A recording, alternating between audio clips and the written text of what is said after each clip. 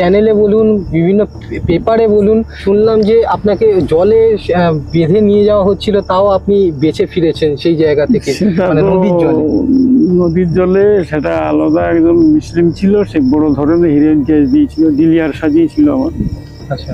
ওখান থেকে এসপির অর্ডার হলো হ্যাঁ। যে 32 মেরে দাও। গুলির অর্ডার নেই, এটা উপরের থেকে নির্দেশ হয়ে গেছে, গুলির অর্ডার নেই, জিরো লেখা আছে। কি করবে তাহলে? গুলির অর্ডার নেই, তাহলে কি করবে? ওকে তাহলে গেরাবির সাথে বেঁধে লঞ্চের পিছনে ফেলে দেবে, তাহলে মরে যাবে। সেই বুদ্ধি করে ওরা করেছিল।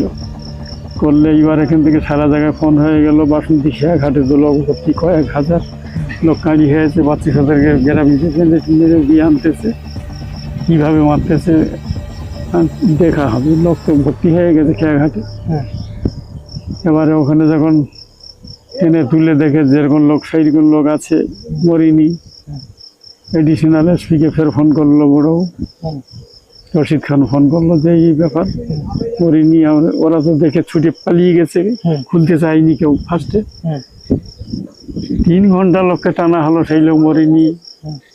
তা এসপি বুঝতে পেরে গেছে যে মা কালী সহায় আছে, আর সত্যিকারই একদম মা কালী আমাদের আগেরই পরিবার ছিল।